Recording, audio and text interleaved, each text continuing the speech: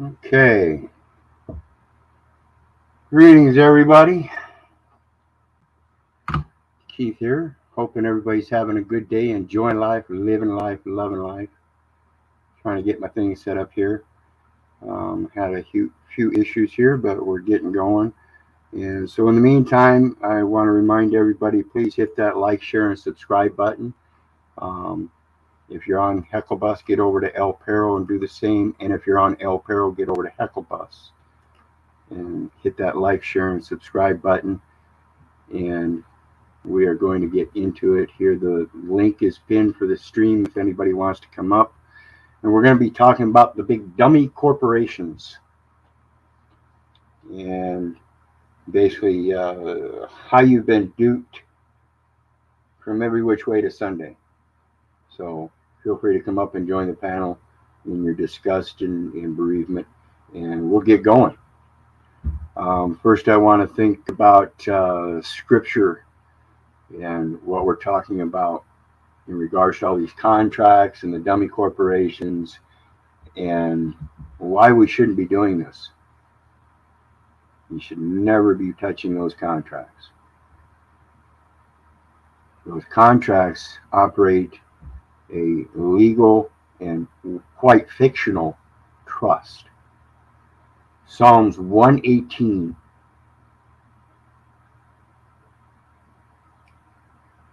8, 9, 10, 11. It is better to trust in the Lord than put confidence in man. And again, that's Genesis 2:7, where God formed man of the dust of the ground. And when he breathed the breath of life into his nostrils, man became a living soul. And yet we go around shaking a man's hand. Is that really a man? Did we shake the hand of the man? Or was that the presentation of the living soul? And this all comes to the comprehension of language and all that. So realize what's going on. It is better to trust in the Lord than to put confidence in princes. All nations compassed me about. In other words, every nation, quote, capital NATIONS, unquote. Those are the fictional legal entities. They're nom de guerres, the names.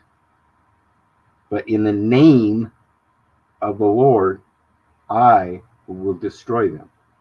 This is Isaiah 43:1. Fear not, for I have redeemed thee. I have called thee by thy name. Thou art mine. Reaffirmed in 44:5, where one shall say, I am the Lord's. One shall call himself by the name of Jacob, and another shall subscribe with his hand unto the Lord, and surname himself by the name of Israel. Then reaffirmed in Leviticus 25, verse 23. The land shall not be sold forever, for it is mine, and ye are strangers and sojourners with me. Jeremiah 1:5. Before I formed thee in the belly, I knew thee. Before thou wast cast from the womb, I sanctified thee, and I ordained thee a prophet unto the nations. And Psalms 121, verse 8. The Lord shall preserve thy going out, thy coming in, from this time forth, and for even evermore. So think about this stuff, people, and realize you have a power if it's recognized. You are not the power, you're the pass through. And that power that these nations are getting are all being absorbed and what people can consider taken from them through the person and that dummy corporation. So we're going to talk about that. But before we do, I want to put another mindset out that in thinking about this and going unto the nations, a prophet unto the nations. Every nation is dependent upon that personal prophet, the monetary prophet, the monetary instrumentalities, the words written or spoken. That's what we're supposed to prophet, is the word. And that system, that personal system, uses those words to make a prophet. Two totally different concepts.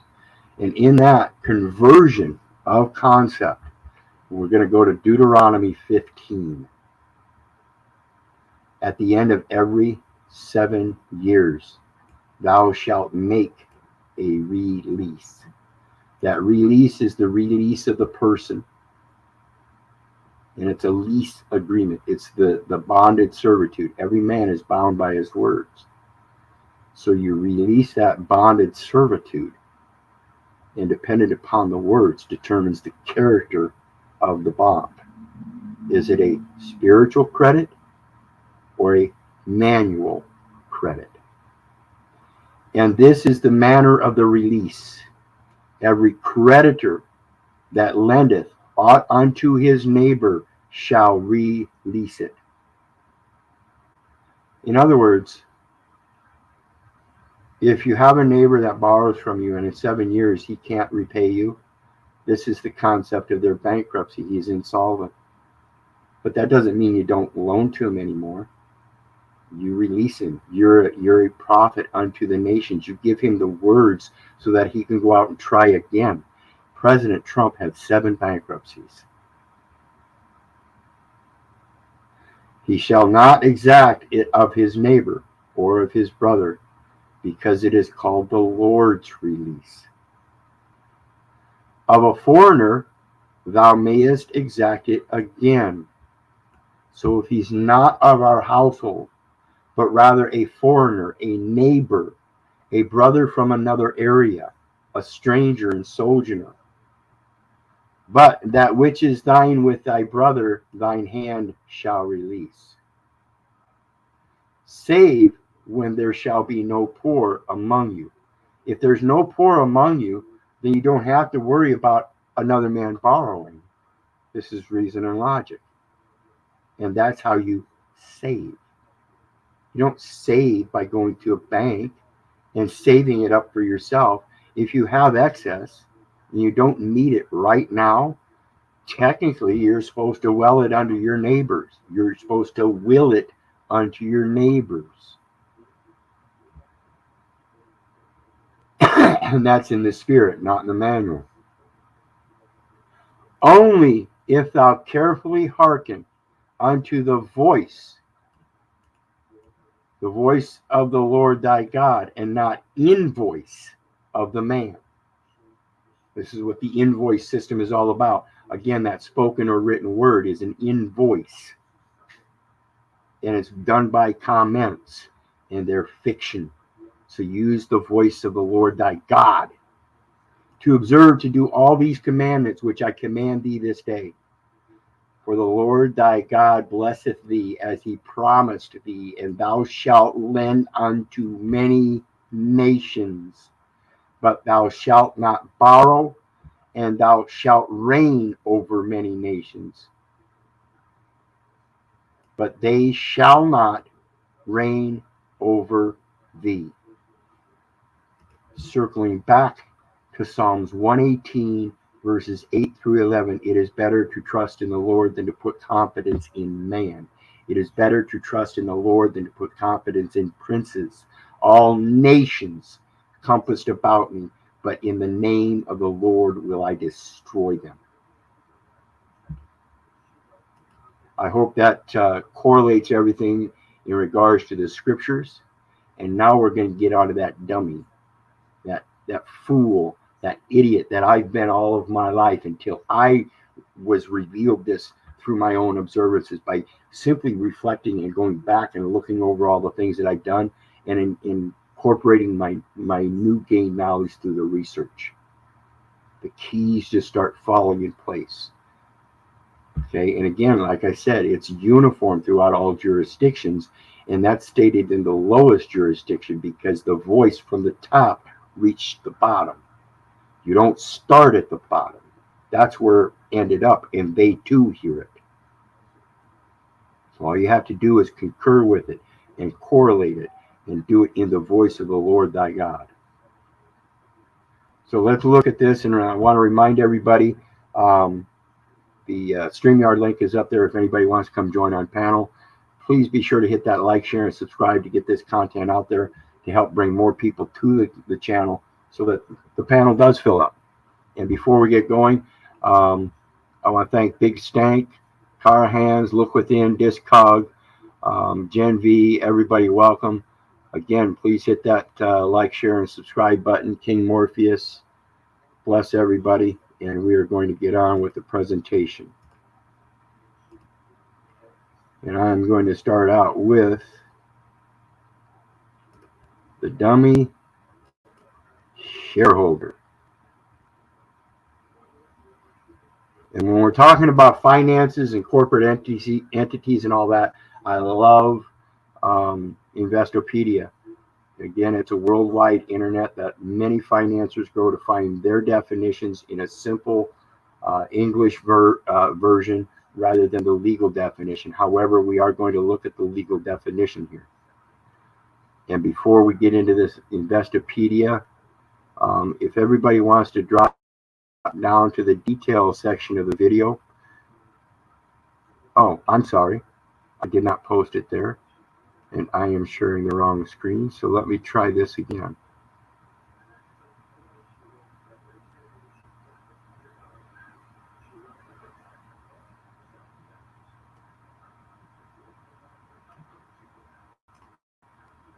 Still getting used to the platform. Sucks having to learn all this on my own, but got to do it. So, try this again.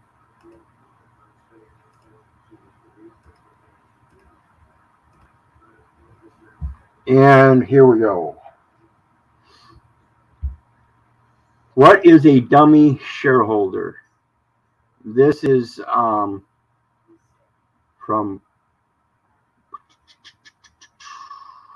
I did not have a source on this. Let me see if I can find this.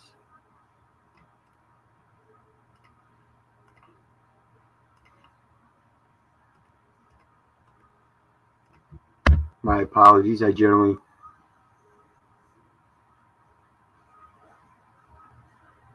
have that up. Maybe that might be the one I was wanting to share there, the dummy shareholder Investopedia. We'll find out. A dummy shareholder is an entity, not the living soul, but an entity. That means they are entitled. So it has to carry a title, first and foremost, that holds. So within the title, and the title only appears spoken or written in documentary evidence. Those are known as legal fictions, comments, inventions, fabrications, and fictions. And in those comments, that's where the information is held. Shares in a public company on behalf, meaning there are two pieces at least, of an individual or firm. The latter being the real or true owner of these shares. And as you folks might remember, those that know me, I've got this financial index in my possession as evidence that they did a conversion through the naming and numbering of things in regards to the shareholders in the public company known as the state of Iowa in and for the Black Hawk County Court or Black Hawk County District Court, behalf of the individual, the state. And that conversion shows that it was put down as a firm. And so the firm is the true owner. And again, the true owner is the firm is the conversion of the last name. It is the entity that is entitled in the documentation that holds the shares. And the holder is again the liable party. And so the last name converted to its firm name used a social security number converted to the obligor number. Therefore, the obligation again remains in the record, and the authorized representative giving an unambiguous signature on the instrument is therefore not liable for the person named in the instrument. The entitlement. The with title mentality. That birth certificate is a share as the true owners oneself can instrumentalize it and give it unto the nation a profit. And that birth certificate, once you recognize it, needs a resurrection and a merger in a new name. That new name is the surname of Israel. According to the scriptures, under Public Law 97-280, that are named as the law of the land. And we already read Deuteronomy 15 that we needed to in regards to the bankruptcy and the fact that the people are the lenders unto the nation as a profiter of their words, and only if you get the words of the Lord thy God. Buffer from Black's Law Dictionary. These next ones are Black Law Dictionary. Buffer, a contrivance, 4th edition. A contrivance with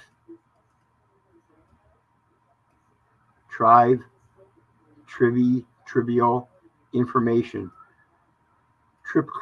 Triplicate information. In other words, you have to use the word of the Lord thy God, yourself, so 1, 2, and then yourself as a pass-through to a third. Contrivance.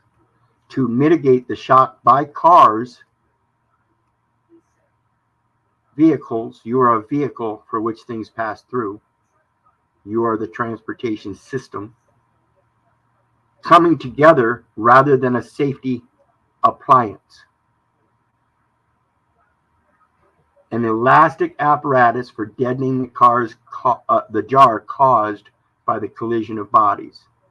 George versus Atchison, TNS, FR, Rye Company, So there's a case on a buffer in regards to accidents by cars, involving cars.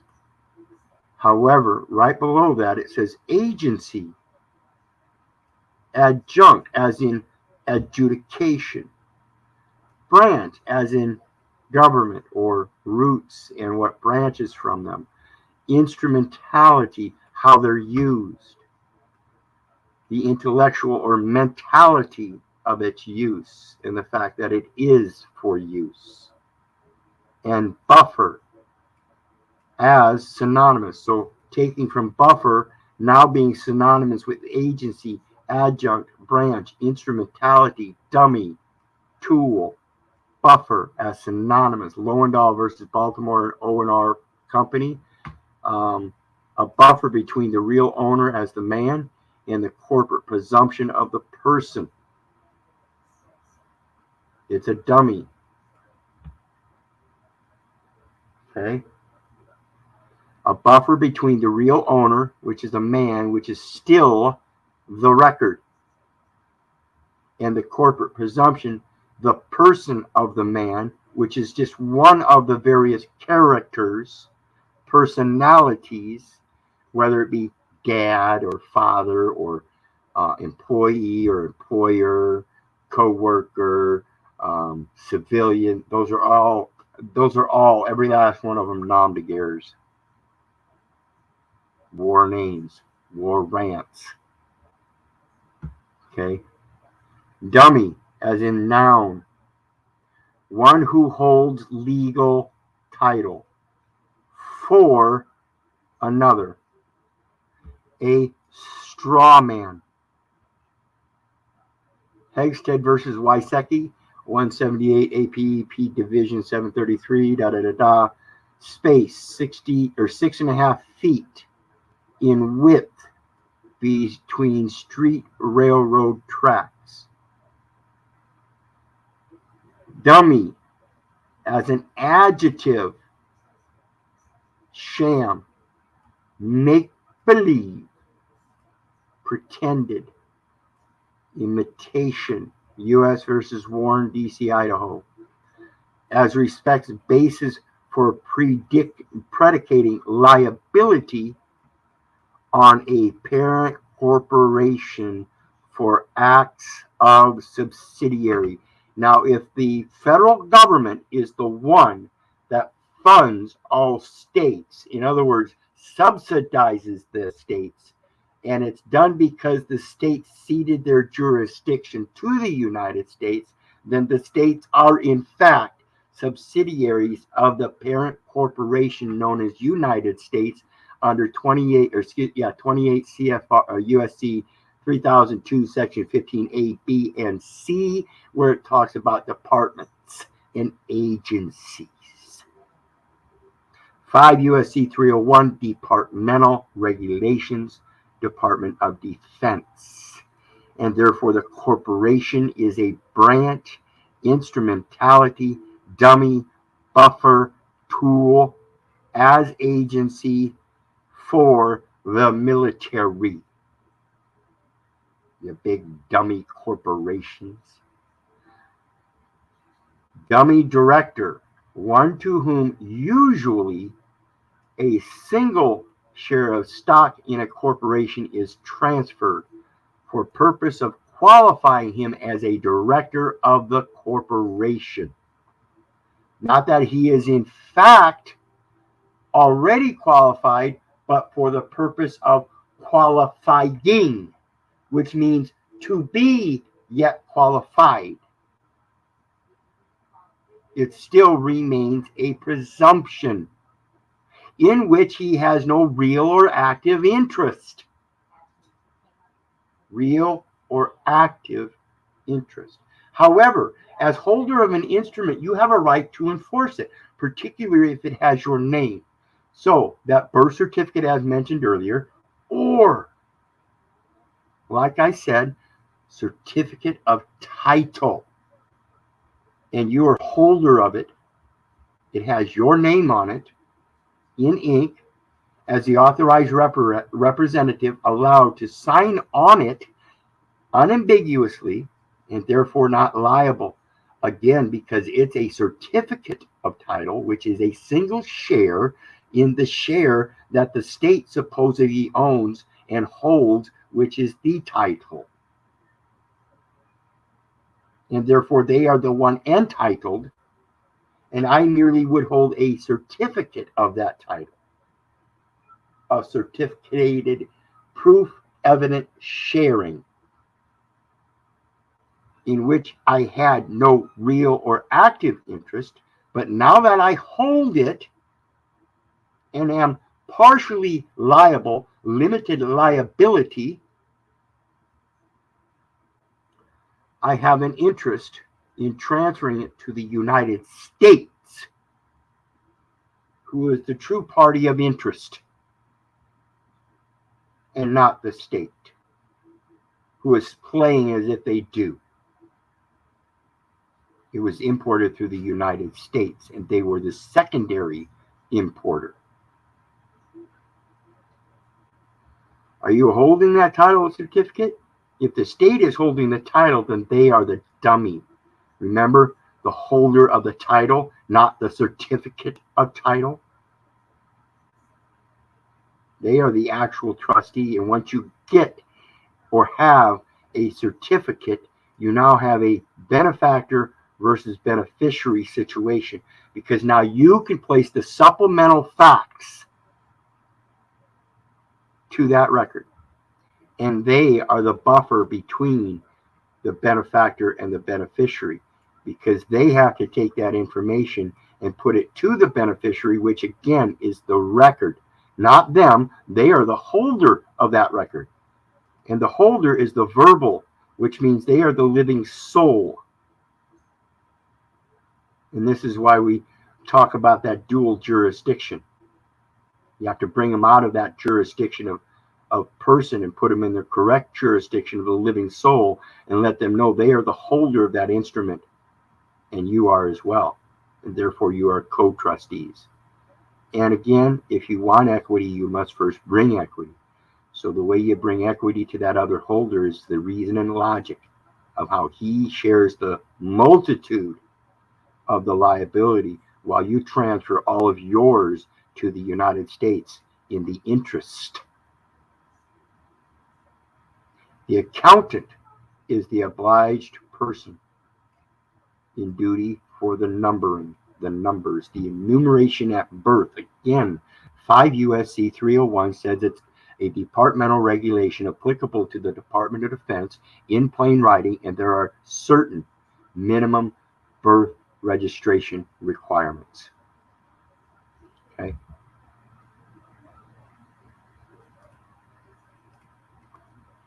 So again, I want to thank everybody for showing up and enjoying the chat. Bohydrus, Discog, Moon Peach, The Fallen Slaves, us all, Overstanding Lies. Great day, everybody. Hit that like, share, and subscribe for me. There is PayPal links down in the details section. There's a FBU link for those that do have a PayPal account. You can donate directly through friends and family. And there's also a business account for those that don't have a PayPal account, again, through friends and family, please. That way it resolves any disputes with PayPal before I have to be addressed by them. Other than that, the StreamYard link is pinned for anybody that wants to come up on panel. And we're going to get on to the next one, which is the Investopedia ones that I wanted to bring up earlier. I got a rush.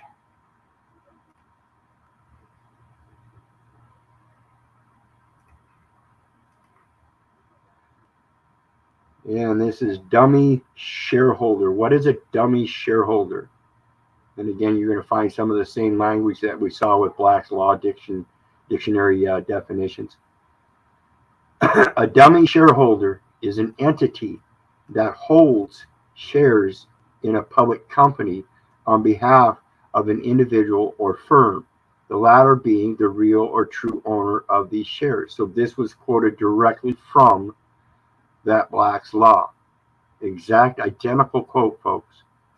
A dummy shareholder will therefore have no beneficial interest in the account. Again, remember, it's the state that's the dummy corporation. They are the holder of the title. They claim they are holder of the title. Therefore, they have no interest. They have no beneficial interest in the account where these shares are being held. They have a liability interest. And in order to enforce that liability interest, you have to transfer it to the United States, the parent corporation. Decisions with regard to the disposition or tendering of these shares may also be made by the real owner. This is the benefactor versus beneficiary. The real owner cannot be the fictional entity of any case, in any case, on any case, for any case. It can only be the real owner with the legal instrumentality. They have to hold it. The holder is the only one that can perfect it. And the only holder that can perfect it is the one whose instrument has that same type of name. Type. It was typed. It was classified. It was styled. Rather than the dummy shareholder. Rather than the dummy shareholder. Key takeaways: a dummy shareholder acts on behalf of the real owner. They are the actors. They are the trustees that are required to act on behalf of you. So when we talk about the Constitution, your rights, and all that, you have to be able to correlate them with their legal definitions and how they're supposed to enforce those instruments along with your directive. Dummy shareholders may exist or for legitimate reasons, but may also be used for illegal or unethical activities. Legitimate reasons versus activities. Legal or ethical activities can be illegal or unethical in the actions. But the legitimizing of the reasons, this is where the letter of the law is opposed to the spirit of the law. Again, the spiritual credit versus the manual credit. Dummy shareholders typically act under a nominee, the nom de guerre agreement, the agreement of the name, accepting a fee for their services, the spell of illness, the inpatient hospital services when you were born, and you accepted a fee for them serving you.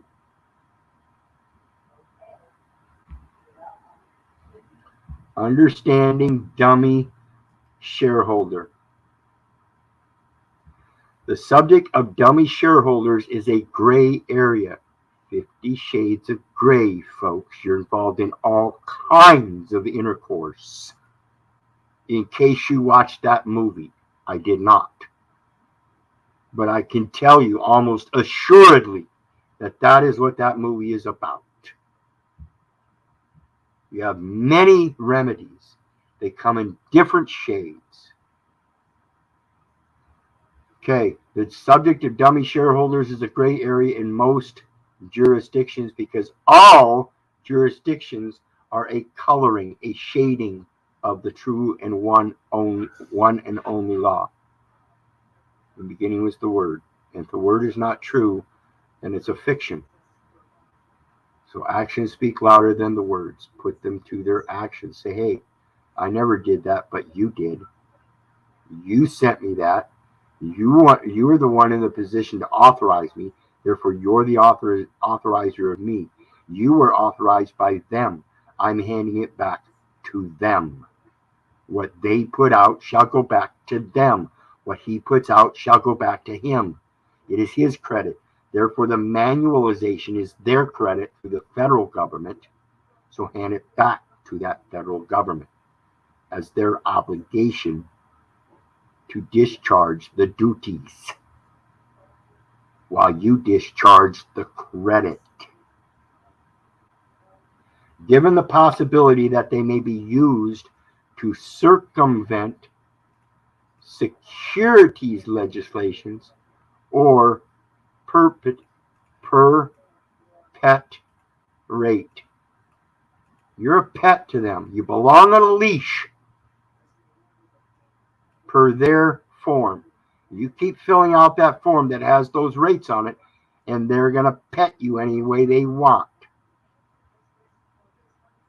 Dummy shareholders with large blocks of shares can also pose a particular problem when a company's management is trying to fend off a hostile takeover bid. Every court case is a hostile takeover bid where they put you down as the firm and put forth the number that you keep using, the Social Security number, as if though you are a firm and acting like a banker or a financial institution by handling all these forms and stuff as if though you know what the fuck you're doing. And you don't. Since there is little indication of whether these shares are being held in friendly or hostile hands, trading with the enemy act is implied by the very language, you big dummy corporations, as you act like it, as you keep entering documents into their dummy corporation, as if though you're their boss. Whereas if you were their boss, you'd go above their heads and above their boss's head and come in as a prophet unto the nations, bringing the correct wording, bringing peace, friendly. A dummy shareholder is an option for offshore companies. When an investor located many miles away may not be able to comply with local rules. So while you present all that documentation, they're not comprehending, and you don't either, that you're right there. You are the investor, benefactor, grantor. It's only because you are acting in that capacity that anything happens. If you don't grant it, if you don't give them those facts, They can't use them.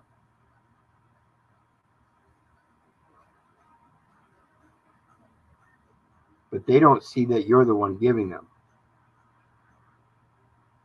They don't know who the true owner is. They're not in sight. They're not being heard.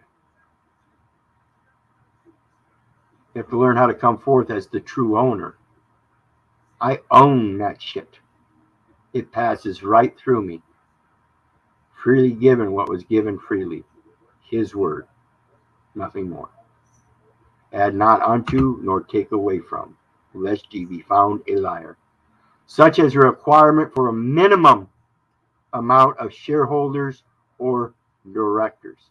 Again, Texas Rule of Procedure Rule 12, you cannot hire an attorney to be represented in those courts, those administrative, corporate, probate, fictional courts, unless you have an organized fiction yourself who has hired a board of directors or has a board of directors within its associative realm that can then hire an attorney. It has to be a minimum of 5 members, which may not be available in the investor's team. See what happens there? If it's not available in your team, you're still acting like it, and they still don't know who the offshore company is. As far as they know, they have a subsidiary, which is a local native national company known as United States. Okay, the offshore jurisdiction may also, doesn't have to, but may also have corporate residency requirements.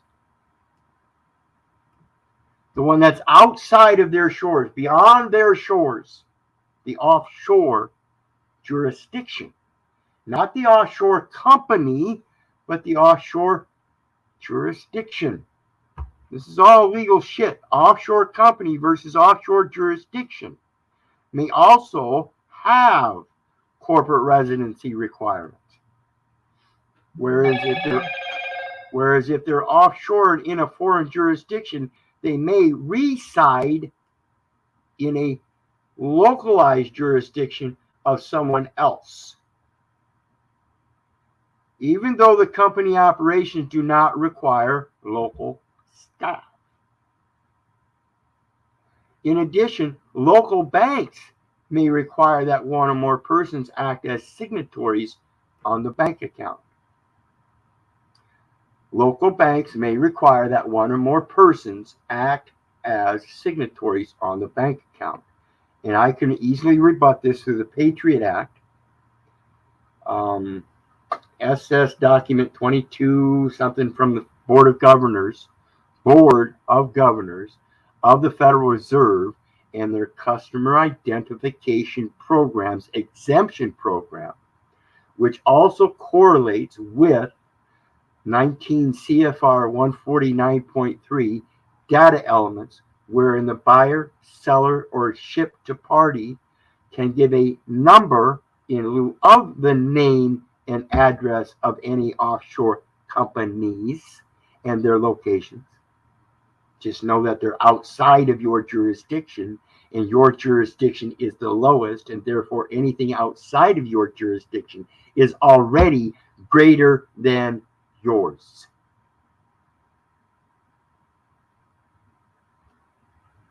Again, bringing us back to Isaiah 43:1 and 44:5. The surname. Just rename it. You have that as a local national company, as a subsidiary. I'm sorry, but that's not yours. Here, let me pick that up. Let me resurrect that and take it back and merge it with the good man, the one with spiritual credit. Because this motherfucker's been operating in a bad sense. Nominee agreements, nom de guerre agreements, and dummy shareholders We may make an agreement with an official of the state, 5 U.S.C. 301 departmental regulations, plain writing, minimum birth registration requirements, wherein we may provide a system for enumeration at birth within the state, because the United States doesn't have its own birth registration. There is no federal register for United States citizens born in the United States, because there is no registration requirement for a birth registration recording in the United States. It's only recorded in the state, and that's where the interest of liability, limited liability, sits under administrative purposes and administrative intent. Typical industry standard to remedy this issue is to use a dummy shareholder, a dummy director, and or a dummy bank account signatory. Such straw persons are provided by so-called nominee services for a yearly fee.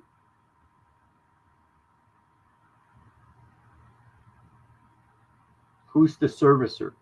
The General Service Administration of the United States. Nominees promise. Remember, we talked about the disposition earlier? The promise of the premise. The promise of the premises. The place. What about a preposition and a proposition? See, it's all in the language. What is a preposition? What's a prepositional noun? Would man be a prepositional noun as it relates to the person? See, the living soul has a man, the body of a man. And in the body of the man, there are personalities. 1, 2, 3. Typically, the service providers, nominees promise an additional layer of distance and privacy. Nominees promise domestic tranquility and general welfare and the national defense. An additional layer of distance and privacy. That's the Constitution. That's what nominates those additional layers of distance and privacy.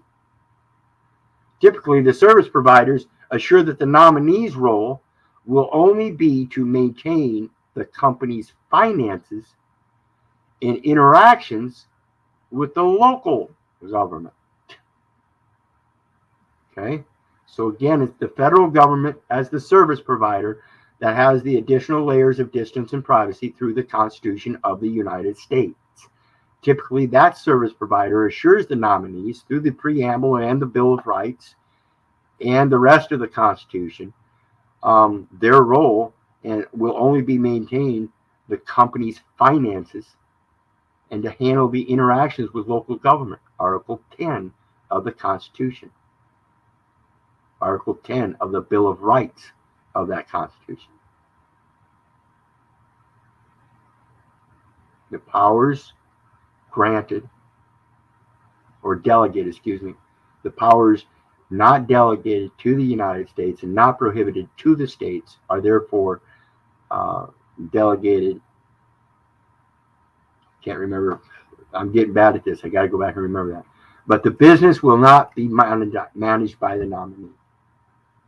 So who's managing the business? The one that's authorized to open all these accounts. You're the man-ager. You're of the man's age. It's so idiotic when you realize what the simplicities of these terms and words are being used against you. One real quick moment, I want to take a break and let everybody know I appreciate all your support. There are PayPal links down in the detail section. For those with PayPal, it's the FAU one. For those that don't have PayPal, it's the business account. But again, no matter what, always use friends and family. That way I don't have to put up with any disputes from PayPal. I want to thank everybody else. Gen V has joined us. Thank you. Please hit that StreamYard link, come up and join the panel and open up the discussion a little bit wider than what I am. I don't want to seem like I'm railroading people into my beliefs or definitions or anything, so I need other people's opinions. And then please hit the like, share, and subscribe buttons as well to help with the analytics to build these platforms as we gather together and build ourselves. And with that, I'm going to get back to it.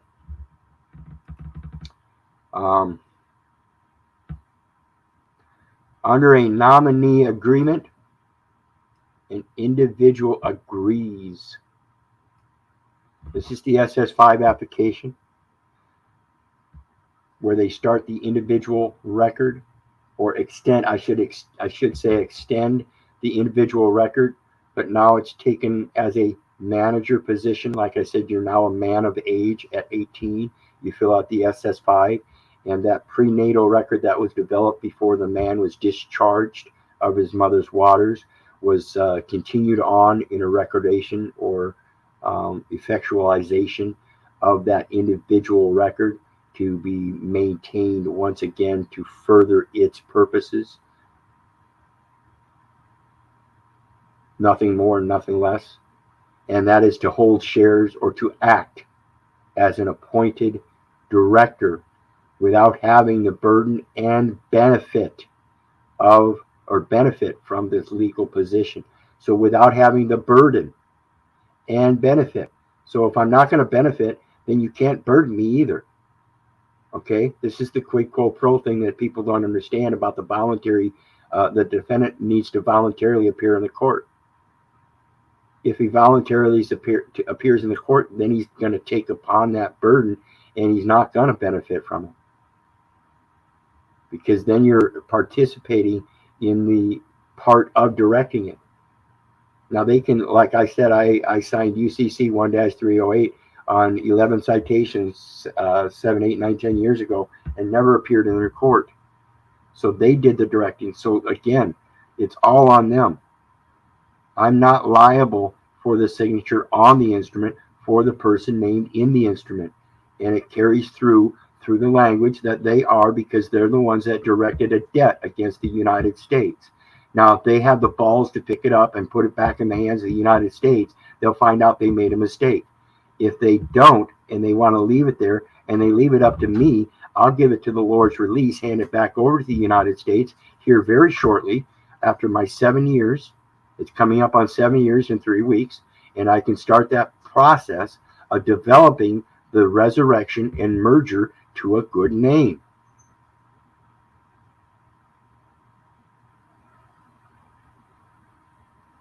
I'm no longer going to act as the appointed director.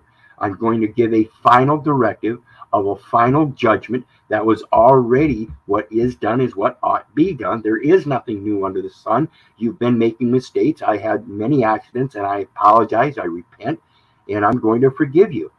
No one's going to be held liable. It's a new start.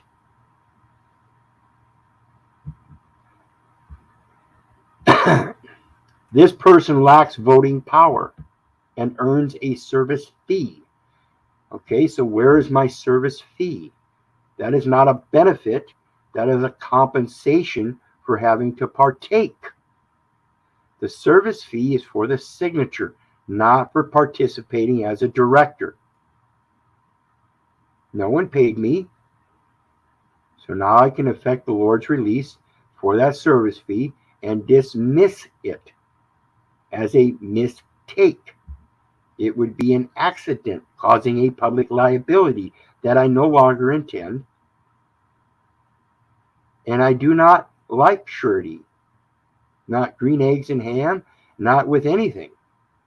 I am sure. However, under certain local laws, it might be illegal to act as nominee. That's that mayoral form of government at the municipal level. You are claiming a resident when that resident determination was never deemed necessary and you blatantly just volunteered.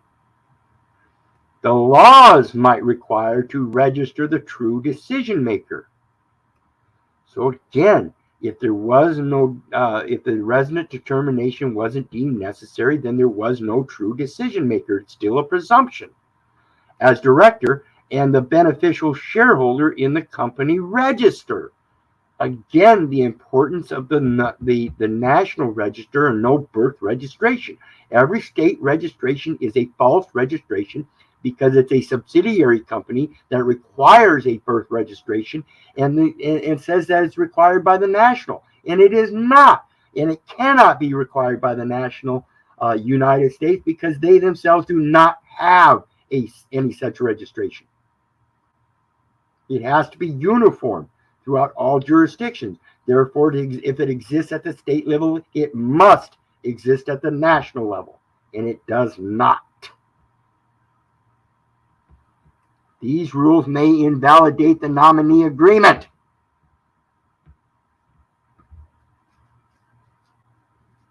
Like I said, any state that ceded their jurisdiction to the United States and believes they have any kind of sovereignty, when they brought up a nom de guerre, a warrant, a legal name known as the state of Iowa, Iowa State,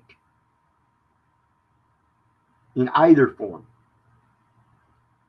instead of the people realizing they are a republic body of people, and that's what's supposed to be presented. But because the people fail to do it, certain people at the local levels have an education of the person and how it operates, and they do it very well. The dummy shareholder arrangement might be considered to be criminal act. Using that address as an agent when it is not in fact been deemed necessary is a presumption, and you are using it in error as part of a nominee agreement, that does not exist. Again, 5 U.S.C. 301 departmental regulations. It relates to the Department of Defense and not corporate entities. And the Department of Defense of the United States does not exist because it is in fact the corporate entity of the Department of Defense, the military international venue of admiralty. Now, the real world example of a dummy shareholder. Accounts and nominee directors became front page news in 2016 when the Panama Papers were released. Panama Papers. Panama Canal, interesting point of import for such birth registrations from offshore trust companies, namely American Bank certificates, American bank note companies. Those are publishers, as in public, pub. Keep publishing everything you want them to publish by signing all those documents, and they will certainly publish it. They will bring that character out in the public, and they will trash you until you learn how to pick up the pieces and merge them all together in a resurrection and clean them all up. Clean up the dirty laundry you're creating.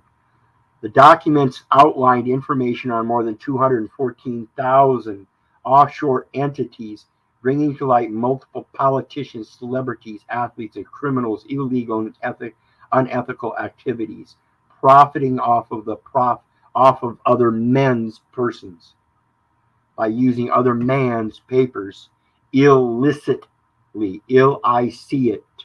Focus on the scandal was revived with the release of a docufilm, The Laundromat.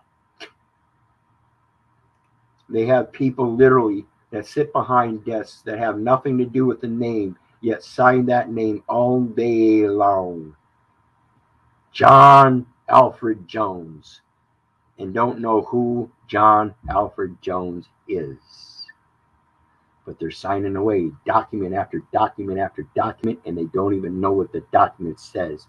All they know is they're being paid very well to sign a name, and they don't give a fuck what name it is.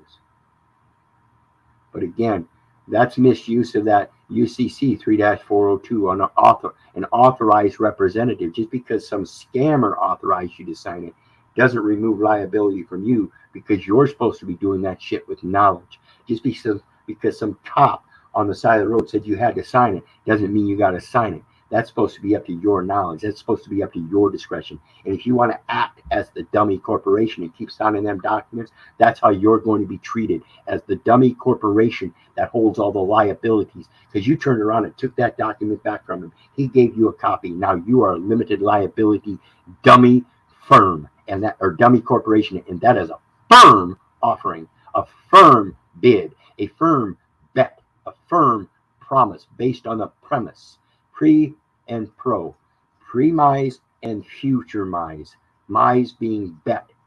Keep promising that you're going to show up in that court.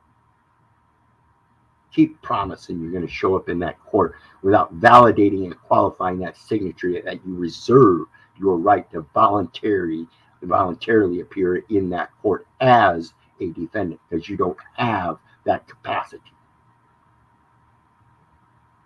Following the release of the documents, more than 1.2 billion was recovered by governments made aware of fraud and tax evasion going on in their own backyard. In many cases, shell companies were set up offshore. This is the dummy corporation. It's the same thing. It's a shell company. It's the shell that's going to protect and buffer, which in itself isn't illegal, and then used to launder money or avoid taxes, among other criminal activities. And that's exactly what this United States corporation, with the states ceding their jurisdiction to the United States, and the debtor, location of the debtor, subsection H under the UCC 9-307, subsection H says United States is located in Washington, D.C. So if the record is in the United States, but yet the United States has no birth registration, and the United States itself is in Washington, D.C., and Washington, D.C. is itself a nom de guerre, a construction of a trust and entitlement, and totally nothing but inventions, fabrications, and fictions. And what the fuck do you think you're doing? You're fighting for control of a fiction that doesn't exist. Pure and simple. Let me check the stream and see what's going on here. No railroading at all. Yeah, that's what it's all about. Railroads. What's a rail? It's a line. It's one thing after another. You can't, if there's a break in the rail, you go off the rail, right? But if you keep it one thing after another in order, it stays on the rail. That's a rule. Same thing as rule. Rule road. So let's think about this stuff, people. The next one. The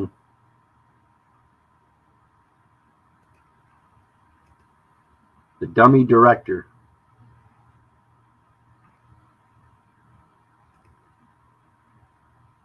Let me get rid of this so people can see this reading better. My apologies. Okay, dummy director. A dummy director is a member of a board of directors. Okay, so a board of directors is a minimum of 5 people, right? So what is that board of directors? Well, you have several boards that do various directives.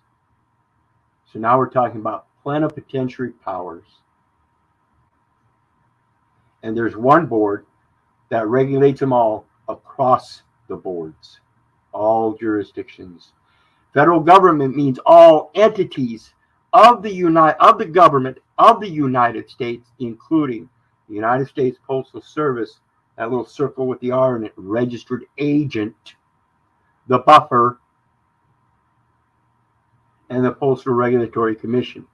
And now you know where the true international law comes and how the nationality, despite the state's sovereignty in that nationality and them being the buffer, now the United States is the buffer with the international forum. Now you have the two liable parties, and you're just the benefactor. Who acts and votes on behalf of a non-board member. So the dummy director is yourself, again, the investor, benefactor, grantor, and the non-member is the beneficiary named.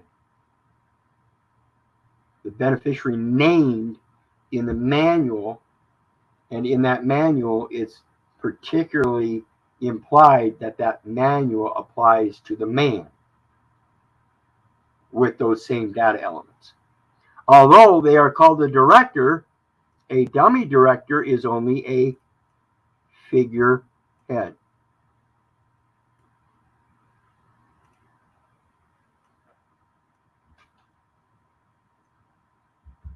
What tree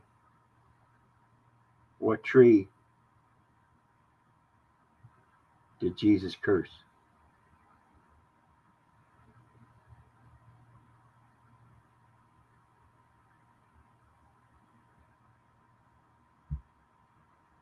They exercise no real control over the company because the company itself is fiction.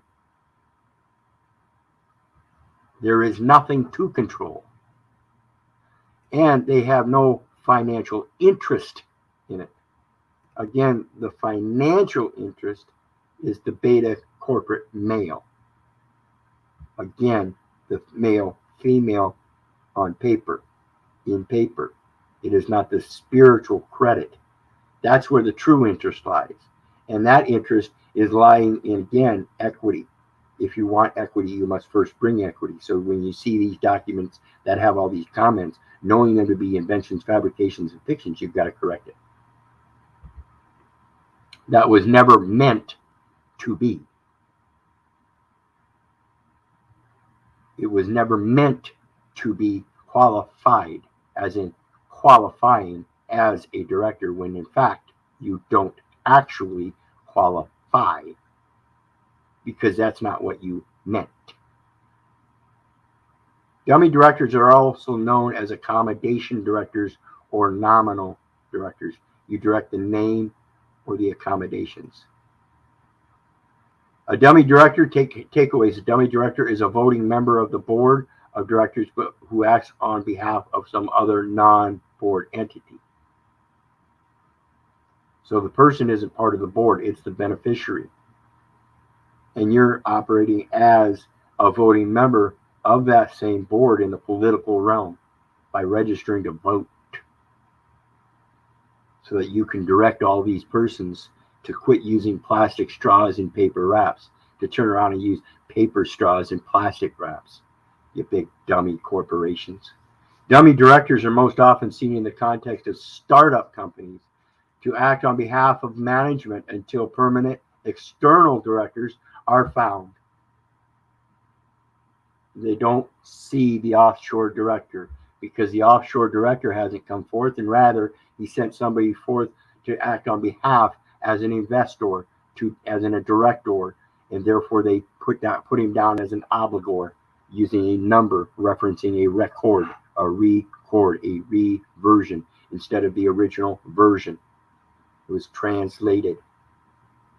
Dummy directors are effectively figureheads and exercise no real control over a company. They let the company be because they know it's not worth anything because it's not real. Understanding dummy directors. A board of directors is an elected group of officials from those who elect them, and you've given up your selection for an election. by registering to vote,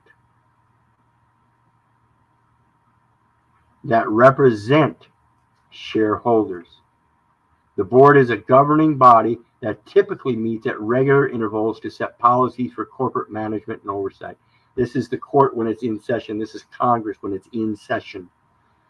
The court ceded their jurisdiction to the United States, or the states ceded their jurisdiction to the United States. It's called succession because they suck. Every public company must have a board of directors. Every public company must have a board of directors. As a private entity, you do not have to have a board of directors, and therefore you can present yourself in a court if you feel that power, have that knowledge. But if you don't, that court will try to assign you an attorney, saying that you have to have an attorney, and that's because you have a board of directors, or it's there to represent a board of directors. When in fact, if you don't have a board of directors, then you can't be represented in equal consideration in front of another board of directors. It's something that's out of scale or out of balance already. The scales of justice in that situation do not and will not work. Period. Some private and nonprofit organizations also have a board of directors. Some, not all. It's not a requirement. Okay? Again, it's a matter of development.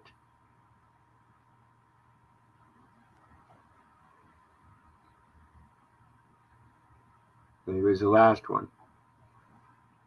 See, it's a matter of development. You don't just appear at the age of 18 and have a full-blown corporate entity going for yourself, so now you can start investing and making all kinds of money and be a millionaire. It's a development phase. Same thing with the country. It doesn't start out as a country. It starts out as one man. He has to build a family, and that family has to build and build and build and build. Dummy directors are most commonly used by startup companies that are going public. That is their intent, is to go public. To meet regulatory requirements, they establish a board of directors by electing a number of nominee directors to serve temporarily. This is the enumeration at birth.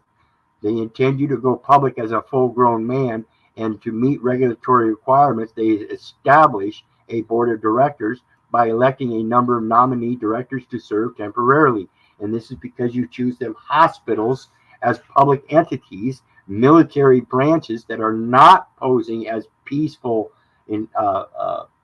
institutions with that black and white flag or that black and white sign. Therefore, they are meeting the regulatory requirements of the military to establish a board of directors on the corporate side and act on behalf of management until permanent directors can be found. Per man entity. So when you become of age, you sign that SS5. Social Security says it's permanent. You cannot rescind it. Bullshit. Permanent. Learn the terms. It's right before you. Per man's entity. If you don't actually have an entity that is a public figure, then it is private and it is unseen. It is only the public record that is seen by the public. That's the bastard that needs to be reformed, resurrected, and merged into a new name, a good name. As stand-in members. Stand in, that means you are standing. You have standing of a board. Dummy directors would experience a conflict of interest if they sat on board in the state in which the court sits. They are part of the board for any length of time. This is because all board members have legal fiduciary duties to the corporation they are representing. The creditor, the one that subsidizes them, as they are the subsidiary. They are representing the United States by their succession to that United States.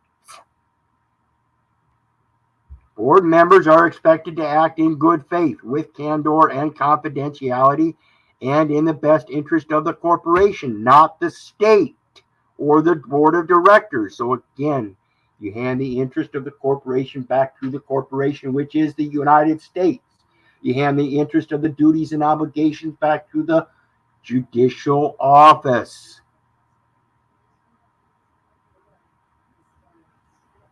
Special considerations. Remember, we talked about general, particular, and special. As in special is species, and specifications, as in the man of the spirit. Usually, the board, once it has been established, includes a mix of company insiders and qualified outsiders, telling us there is no centralization. Includes a mix of company insiders and qualified outsiders, telling us there is no centralization and that the District of Columbia, having their lease of the land, is the fictional entity that everybody's praising in this profit of man, this commercial system known as war rants and battles of the forms, with expertise in associated fields, as in that's where you have your wars, is out in the fields. You don't have them on the mountainsides, you have them in the fields of the valleys. An inside director is a member who has the interest of major shareholders. Age of majority is when you go public. Officers and employees in mind. That is your intent. In mentality, permanent. And whose experience within the company adds value. So if they keep taking you to court and saying you're not paying taxes and you're committing all these atrocious offenses, then they're saying you're not adding value to their company, and that's what they're trying to get you to do. Outside directors, while not involved in the daily operations, should bring an objective, independent view to goal setting and settling any company disputes. Settlor, benefactor, investor, inventor, grantor. That OR means a lot. Striking a balance between the two is critical to the success of the board. It's critical to the success of the board. Striking a balance means nothing to me. I'm already in balance as far as I know. I mean, look at me. I got my sea legs. Put me on a boat and I still stand just like I stand on the land. I have standing both on land and on water. You suppose if I stood on a boat and walked from one end of the boat to the other, I could placate that I actually walked on water like I walked on land? We really have to think about how those scriptures are placating things and how you interpret them. The language that they're translated in, everything. Examples of dummy directors. In 2013 case involving Pudacol, a Chinese company charged with fraud and forging important documentation because they were documents of import through the canal, Panama Canal. A judge ruled that directors appointed by the Delaware-based company, a Chinese company based in Delaware, don't tell me we have an issue with China, we're in total agreement with them, were culpable in the fraud. Independent directors who step into these situations involving essentially a fiduciary oversight of assets as it's set, and what is done is what ought be done. There is nothing new under the sun. Why are you trying to change everything by adding things to the record that shouldn't even be put. In other words, or other parts of the world have a duty not to be dummy directors. Independent directors to step into these situations involving essentially a fiduciary oversight of assets in other parts of the world have a duty not to be dummy directors. In other words, they don't have any beneficial interest in the direction, but again, merely just as holders. They are to follow the law as it is, as set already. Handle the documentation. You don't reach outside of that documentation and start taking people's shit. In another case in Australia in 2018, a baker was made director of 2 companies, a horse training business and an Indian restaurant, to pony up the costs of hiring solicitors for help with his business. The solicitor business was later found to have evaded taxes to the tune of $100 million.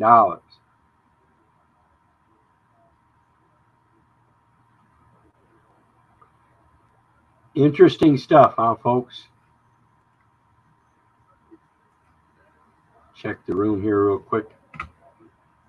And again, I see I don't have a whole lot of viewers, but again, nobody wants to come up on panel. And this is discouraging, guys. I need people to come up on panel. So again, if you're not hitting that like, share, and subscribe, you're failing in your duty. Just saying, folks. I need the like, share, and subscribe to get the message out. Not for me, but for the message, so it helps more people. So let's look at this. What is a shell corporation? How it's used, examples, and legality. So now we're going to break down a little bit of the different uses and the legality as it relates to the ethical standards and morality and equity. A shell corporation is a corporation without active business operations or significant assets. So when you're taken into these courts as a administrative process, and they're converting the use of the name and address and converting the record for their beneficial use, again, as a benefactor, it's a predetermination that as a benefactor, you wouldn't put something out that wouldn't come back to you. Again, scripturally, you put something out positive out, so it should come back to you positive. So as a benefactor giving to the beneficiary, as that term is, those terms are equated, the beneficiary then turns around, and because there's a benefit availed, it now comes back to you. In the meantime, the holder doesn't receive a benefit. He receives a compensation for the time that he held the asset, the property. And the holding of that property is just a mentality of knowing that there's a jurisdiction of possession, and they hold a title, a legal title, that says somebody holds that in their possession, and consequently, they too have a subsequent document known as a certificate of title, that they can also act as a director, and given certain knowledge, they can give a direction for that merger and resurrection in a new name. And that's all it takes. Again, and these types of corporations are not all necessarily illegal, implying that they are illegal in a sense, but not all of them. There is a way to equate them as legal, but again, that legal equation is by its use. Again, we're in a usufruct position or a system, and the usufruct is dependent upon the property, the physical assets, and things like that, and not the fictional elements as they're described in documentation that records those possessions. But they are sometimes used illegitimately, illicit, ill-I-C-it, that spell of illness, the establishment. In the establishment, if it's false, then it cannot stand. It sits, and therefore you need to leave it sitting where it's at. Walk on by, step on it, leave your footprint on it if you want. Such as to disguise business ownership from law enforcement or public. These types of corporations are not all necessarily illegal, but they are sometimes used illegitimately. And like I said again, it's a usufruct system, and they are using it illegitimately to disguise the court business and the true ownership from yourself, the only one that can actually enforce. If you want equity, you must first bring equity, and that is the knowledge that's destroying you because you don't have it. Once you gain that knowledge, you can start picking the pieces up, putting them together as they're meant to be. Legitimate reasons. You have to put the work into it, and it is I, no one else, singular. That's you. Both you and your person, your character in all of its traits has to do all of the work in all of the venues in order to make sure it is legitimate in all of those venues. Legitimate reasons for a shell corporation include such things as startup, using the business entity as a vehicle, to raise funds, conduct a hostile takeover, or go public. To raise funds, a vehicle to raise, comma, a vehicle to resurrect, a means to resurrect, a path to resurrect. This is that development. It's a developmental phase. What is a shell corporation? It's implied and presumed to be a developmental stage until it is actually recognized. As it said earlier, a dummy corporation is one that's not seen but known to be existing somewhere. And it's going to be recognized one day. That's the established principle, that it will act in the legal system, whether it be illegal or legal.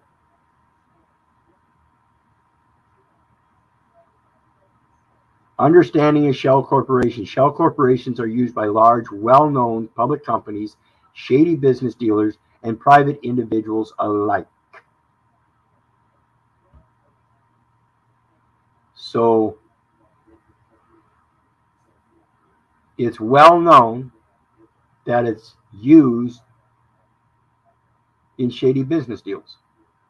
For example, in addition to the legal reasons above, shell corporations act as tax avoidance vehicles for legitimate businesses, as is the case with Apple's corporate entities based in the United Kingdom. They are also used to obtain different forms of financing.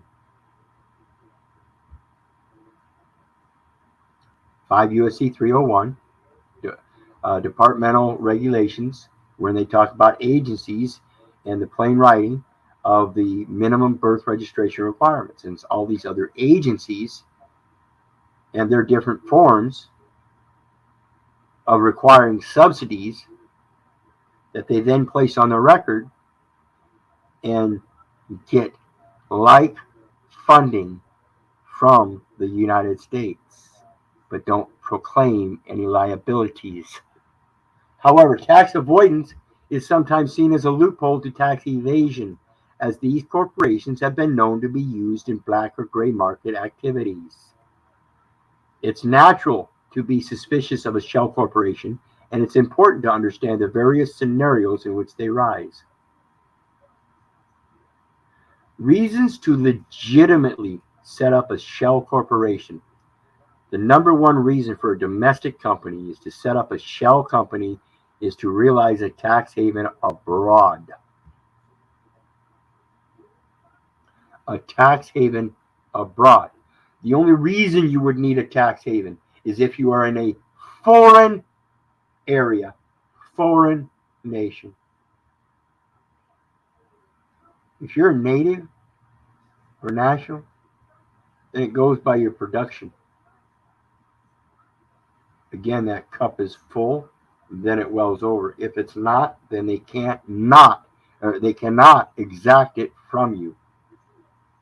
Okay? Large corporations, like in the Apple example, have decided to move jobs and profits offshore, taking advantage of looser tax codes. This is the international tax stuff that I was talking about here in the past, here recently, in regards to the Royal Warrant Holders Association, and the International Contracting. You have a right, even as a domestic corporation, to outsource your actual manufacturing or whatever services or whatever somewhere else, just like you have the ability to outsource with the name alone. This is the process of offshoring or outsourcing work that was once conducted domestically. So when you outsource the name to another country, what you're doing is you're outsourcing the record and its keeping, its holding.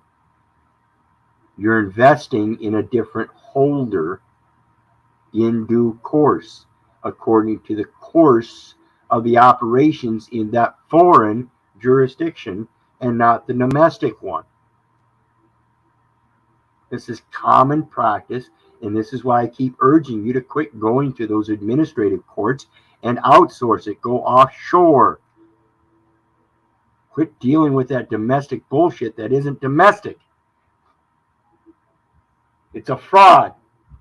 To remain within legal bounds internationally, American corporations will set up shell companies in foreign countries. That's to protect the American corporation. Again, very wise. So when you do the merger and do it in a new name, you transfer that title to the International Judicial Office. And now it becomes hidden. Recognized as an American corporation, whether established, fully organized or not, it's in development and needs protection. Following right along with the corporate laws as an establishment in an international trust account in the foreign countries in which they are offshoring work. This is legally allowed by the United States, and some say that it's the U.S. tax code itself that's forcing domestic companies to create shell corporations abroad. The next session, open a new bank account. Another way that shell companies help with taxes surrounds the need for financial institutions to conduct financial activity in foreign markets. This allows them to invest in capital markets outside of domestic borders and realize potential tax savings. Because the more you invest in outside corporations from your own corporation, even if they are domestically situated on the American continent, they are still foreign from yourself. So the wise investment is investing in a domestic American corporation that is still a foreign investment, and both companies having their records held foreign. Therefore, both American companies help protect each other by following the same standard and enforcing the same laws.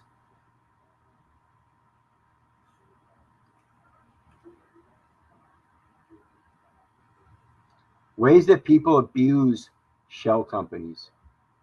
Even though there are legitimate reasons to set up a shell company, many wealthy individuals abuse shell companies for personal gain. Progressive taxation within the United States, that is, tax brackets, slowly cause people to seek personal tax havens. Significantly, high earners set themselves up as shell companies in one or many locations. So what happens is we have people that become privy to this knowledge and they start setting up their shell corporations, and we end up with more shell corporations, but they're taking advantage of the profits of the losses of the other companies that don't have these taxes or tax breaks or don't know of them, and so they pay into that system. 98% of the income taxes are paid voluntarily.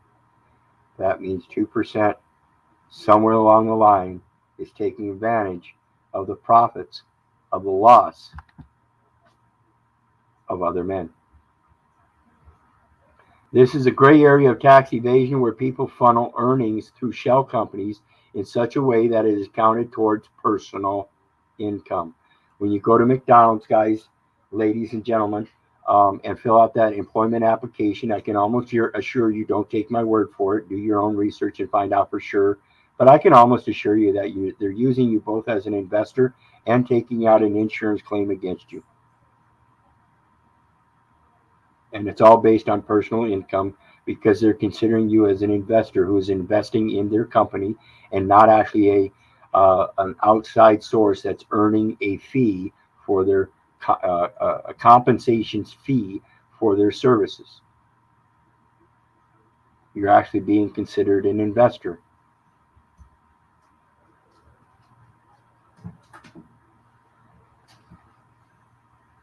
Tax avoidance is a legal way to limit tax. Tax evasion is not. There's a difference between avoidance and evasion. Void. It's already void. It's already void on its face, folks. All you have to do is give it avoidance. And people insist on giving it credit. That's just dumb. Take a peek real quick. US 15 USC 1 in regards as it relates to the Clayton and Sherman antitrust laws. Every contract, combination in the form of trust or otherwise, or conspiracy in restraint of trade or commerce among the several states or with foreign nations is declared to be illegal. And that's what I'm saying, that enumeration at birth is the illegal formation of a trust. Again, the scripture, Psalms 118, verses 8 through 11, tells you to place your trust in no man. That fictional name, that Nam de Ger, that's not Jacob of Israel, is a false giving. It's a false grant. It's a false directive. It's leading you astray. It's leading you into the war. It's got you ranting about war rants. And you are literally issuing your own battle of the forms. You're in your own battle. Quit it.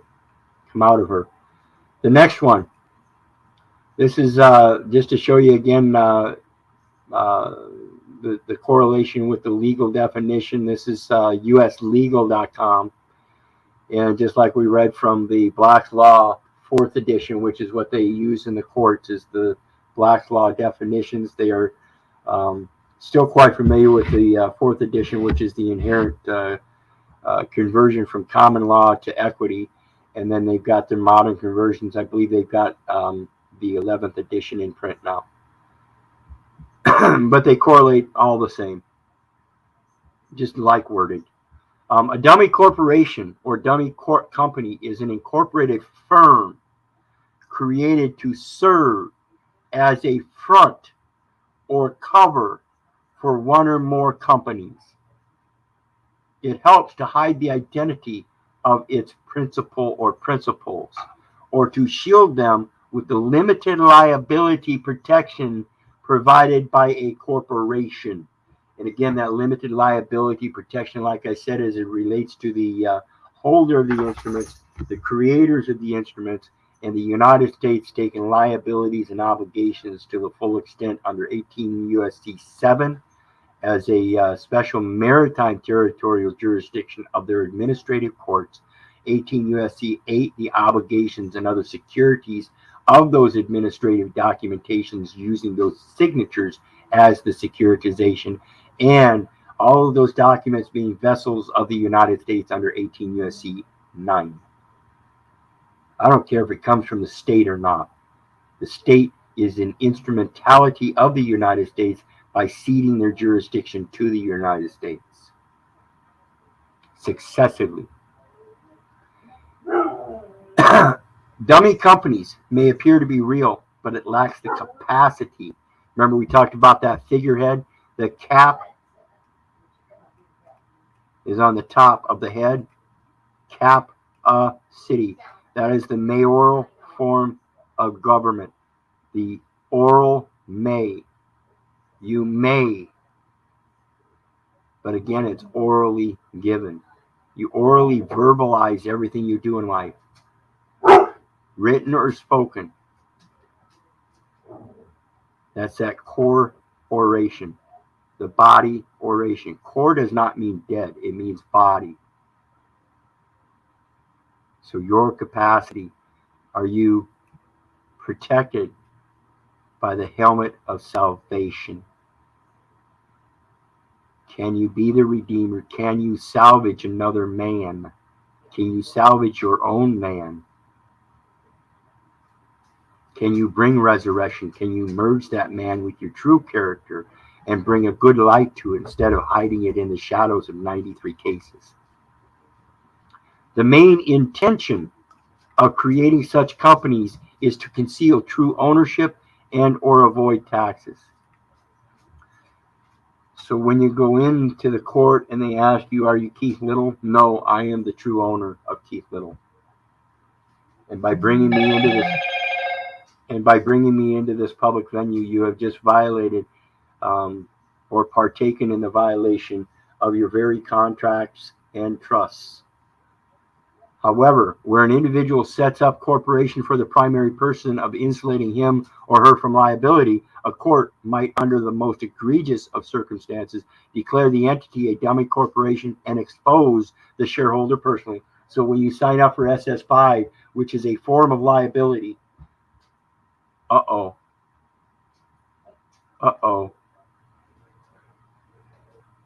So now all you have to do is recognize that you're a shareholder, and you're a shareholder because you hold that certificated instrument, that Social Security card. Look at what kind of paper it's printed on. That's certificate, heavyweight paper.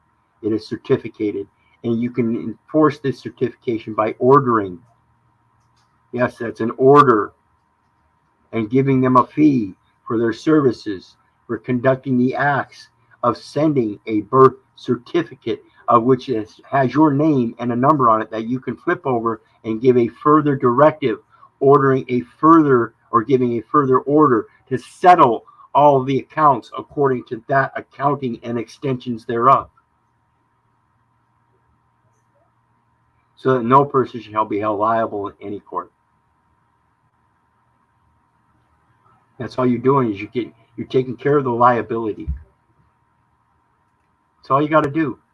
Pick up the ball and run with it. Know which way to run, which way is your end goal, and know that there's nobody else going to stop you. Nothing stops the truth, and that's all you got to do. That is the true hot ball of the game. Know which one's hot. You catch a ball and it's cold, you ain't got much of a hurry to get to the end zone. Because it's cold, you could hold it forever, and that's your problem. You keep holding on to the fake ball. Pick up that hot one, run to the end zone, and deliver that fucker. Resurrection in a new name. Howard Madden. Funny how we're talking about football. I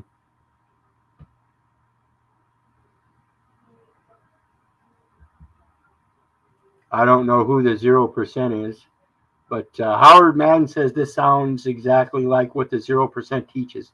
I'm just listening to it at work, and then I come home and hear this. I'm glad it's the same message, and I hope it's importing a positive message. So anyway, I gave everybody a lot more to think about today. I was hoping that people would come up on the panel and discuss it, but we still ended up with almost, well over an hour and a half. So longer than the hour I want to try to make any video anymore. And like I mentioned earlier on one of the panels, I'm going to try to get into a space where I can start doing like maybe 4 or 5 videos a day, 10, 15, 20 minutes. That way I can catch your attention better and keep them shorter and more intact for you. I see a lot of people getting some say even more confused by all the information I put out and how long it takes. And so hopefully I can change the presentation or what I'm presenting a little bit different so it's more attainable for people. And in the meantime, like I said, nobody on panel, so we're going to shut her down for today. And remember, folks, I don't give a fuck whether you love me or not. I love you, and that's my job, my duty, and I'm never going to stop. That's why I do this stuff. And so in the meantime, God bless. You guys have a good day. Bye.